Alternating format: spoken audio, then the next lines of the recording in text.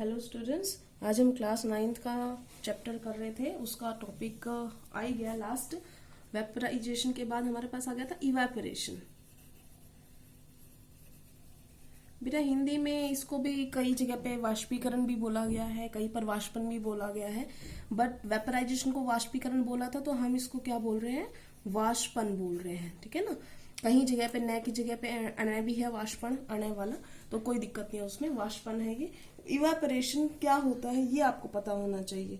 तो उसके लिए आपको ये भी पता होना चाहिए कि एक जो टर्म पहले आई थी वेपराइजेशन, उसमें और इसमें फर्क क्या है।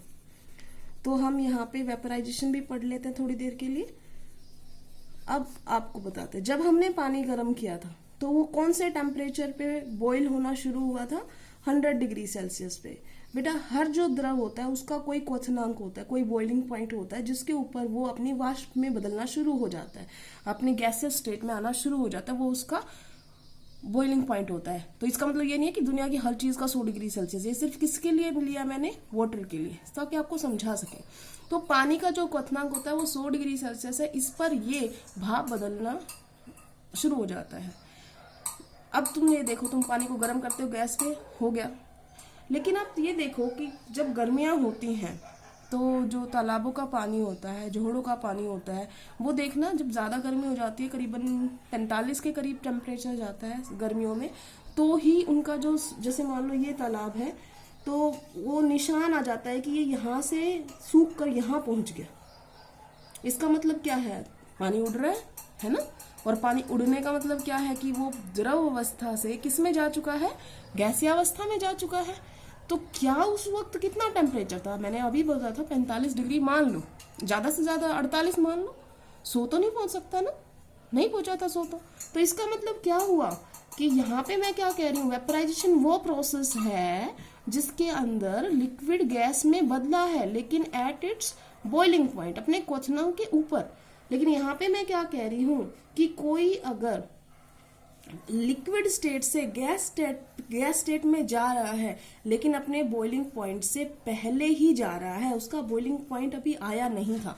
हमने एग्जांपल पानी का लिया था, तो पानी का 100 डिग्री सेल्सियस है तापमान क्वथनांक का, लेकिन वो 100 डिग्री सेल्सियस से पहले ही क्या चला गया, गैस में बदल गया। इस प्रोसेस को क्या बोलते हैं हम, इवेपोरेशन, वाष्पन।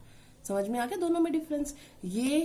ये भी लिक्विड से गैस में बदल रहा है, ये भी लिक्विड से गैस वाली प्रोसेस को ही बोल रहे हैं। ये भी वही प्रोसेस है, ये भी वही प्रोसेस है, बट डिफरेंस जब आएगा दोनों में क्या आएगा कि ये अपने बॉइलिंग पॉइंट पे बदल रहा है गैसियस स्टेट में, और ये बॉइलिंग पॉइंट से पहले ही बदल रहा है। इतना समझ में आ गया। तो ये इसे थोड़ा सा रिलेटेड था तो बता दिया। इवेपोरेशन स्टडी कर रहे हैं तो पानी का अपने वेपर स्टेट में जाना या गैसियस स्टेट में जाना अपने क्वथनांक से पहले, before it's boiling point, it is called evaporation. तो आज हम फैक्टर्स अफेक्टिंग पढ़ेंगे कि कौन से फैक्टर्स पे डिपेंड करता है। तो सबसे पहला फैक्टर होता है टेम्परेचर, तापमान। ठीक है ना। आप जितना तापमान बढ़ाओगे, फॉर एग्जाम्पल 45 पे मान लो इतना अमाउंट जा रहा था गैसियस स्टेट में, तो अगर मैं 55 करूंगी तो ज्यादा जाएगा ऑफकोर्स, क्योंकि तापमान बढ़ेगा, टेम्परेचर इंक्रीज करेगा, तो इवेपोरेशन भी इंक्रीज करेगा। एरो अपवर्ड्स का मतलब है बेटा इंक्रीज कर रहा है, थोड़ा जल्दी करने के लिए। दूसरा जो होता है वो होता है विंड, हवा। अब हवा बताओ, आप ये बताओ कि मान लो आपकी मदर जो है वो आपको कपड़े सुखाने के लिए बोलती है बाहर, तो जिस दिन हवा चल रही होगी उस दिन जल्दी कपड़े सूखेंगे, या जिस दिन नहीं चल रही होगी उस दिन, अगर तापमान दोनों ही दिन बराबर रहे तो ऑफ कोर्स जिस दिन हवा चल रही होगी उस दिन ज्यादा अच्छी तरीके से सूखेंगे। तो क्यों ऐसा, हवा ने क्या कर दिया? तो इसके लिए समझने के लिए आपको एक छोटा सा कंसेप्ट समझना पड़ेगा कि हमारा जो वायुमंडल होता है ना, उसमें जो जल वाष्प होते हैं उनकी एक लिमिट होती है कि इतना भर सकता है। या आप इस तरीके से समझ लो, बैग है, ठीक है ना, उस बैग में मान लो 20 बुक्स आ सकती है, मान लिया। तो हमारे मान लो तुम, हमारा जो एटमॉस्फेयर है उसमें कुछ लिमिट है कि जल वाष्प इतने ही आ सकते हैं, बुक्स बराबर है जल वाष्प। ठीक है। तो अब क्या हुआ कि जब हवा चली तो वो जल वाष्प को अपने साथ ले गई, तो इसका मतलब वो बुक्स खाली हो गई, सारी ले गई, कोई और ले गया, कहीं और जगह चली गई। तो अब यहाँ पर 20 नहीं रही, अब खाली हो गया, तो अब इसमें और बुक्स डाली जा सकती है कि नहीं बैग में? डाली जा सकती है ना। तो इसी वजह से हवा क्या करती है, उस जगह के जल वाष्प को अपने साथ लेके चली जाती है।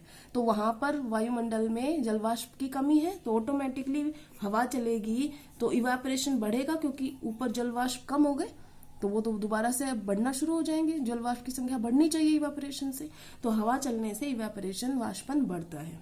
तीसरी बात करते हैं हम सरफेस एरिया, सतही क्षेत्रफल, ठीक है ना। अब सरफेस एरिया क्या बात है, आप मेरे को एक बात बताओ, आपने दूध गर्म किया या पानी गर्म किया और आपको बहुत जल्दी ठंडा करना है, तो आपके पास 2 बर्तन है, एक कटोरी और एक थाली। कौन से वाले में आप डालोगे तो आपको जल्दी ठंडा करना है? तो ऑफकोर्स आपका आंसर आएगा थाली। क्यों? क्योंकि आपका जो पानी या दूध जो भी आपने लिया है, कटोरी के अंदर उसका क्षेत्रफल, जो सतही क्षेत्रफल, वो सिर्फ इतना है, लेकिन थाली के अंदर उसका सतही क्षेत्रफल बहुत अधिक है। तो इस वजह से वाष्पन इसके केस में क्या होगा? ज्यादा।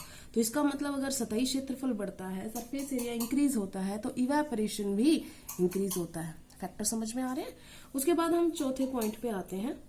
चौथा पॉइंट है ह्यूमिडिटी। ह्यूमिडिटी को बेटा आर्द्रता बोलते हैं, नमी बोलते हैं। वही वाली बात है, ह्यूमिडिटी नमी मतलब कितने जल वाष्प हो रहे हैं वायुमंडल में, उसको बोलते हैं नमी। तो अब बात करते हैं, अगर ह्यूमिडिटी बढ़ जाती है, ह्यूमिडिटी बढ़ जाती है इसका मतलब जल वाष्पों की संख्या इसमें बढ़ जाती है वायुमंडल में। बारिश की वजह से भी हो सकता है। तो बारिश मान लो हुई, बारिश आ गई, तो यहाँ पर तो 20 की जगह पे ये समझ लो 21 आ रहे, क्योंकि पानी उस वक्त बहुत ज्यादा बहा है, तो वायुमंडल में होता है। तो अब तो मतलब एक बुक तो एक्स्ट्रा पहले ही डाल रखी है। अब आपको मैं कहूं कि वाष्पन बढ़ाओ तो क्या बढ़ा दोगे? आप कहोगे और बुक्स डालने के लिए कहूं तो आप डाल दोगे? इसमें नहीं डलेंगी ना बुक्स, क्योंकि ऑलरेडी उसकी 20 की कैपेसिटी थी, हमने और फालतू डाल रखी, एक डाल रखी है, नहीं डलेगी। तो ह्यूमिडिटी बढ़ाने से हमारी वाष्पन पे क्या फर्क पड़ रहा है? घट रहा है। अब इसको अगर नहीं समझ पा रहे तो आप ये समझो कि बारिश वाले दिन, ठीक है ना, बारिश वाले दिन कपड़े सही सूखेंगे या बिना बारिश वाले दिन कपड़े सही सूखेंगे? ऑफ कोर्स बिना बारिश वाले दिन सूखेंगे, क्योंकि जो बारिश हुई है जिस दिन, उस दिन वायुमंडल में जल वाष्प बहुत ज्यादा अधिक है। तो जल वाष्प तो बहुत ही ज्यादा है, तो और जल वाष्प क्यों जाएंगे बनने के लिए? नहीं जाएंगे।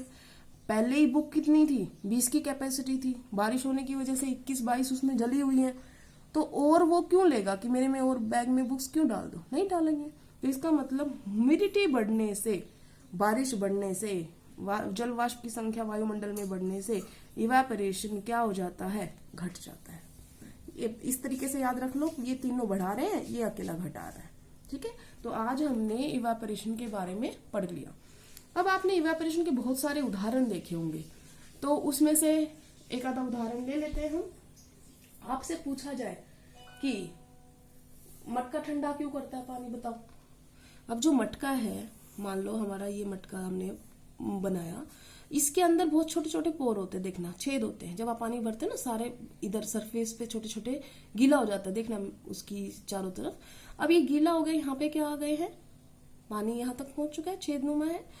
तो अब क्या होगा? बाहर गर्मी की वजह से जल वाष्प बन जाएंगे। यहाँ पर जो पानी इकट्ठा हुआ है यहाँ चारों तरफ, वो थोड़ा सा क्या जाना शुरू हो जाएगा? गैसियस स्टेट में जाना शुरू हो जाएगा। और हमेशा ये बात याद रखना बेटा, evaporation is followed by cooling. Evaporation के बाद ठंडक होती है, ठीक है ना। वाष्पन होने के बाद ठंडक होती है। तो ये जैसे ही ये बना, गैसेस में चला गया, तो यहाँ पर क्या हो गया? क्योंकि उसने जो हीट थी वो कहाँ से ली है? इससे ली है ना, तो वो तो चला गया। ये मटका क्या हो गया? ठंडा हो गया, ठीक है ना।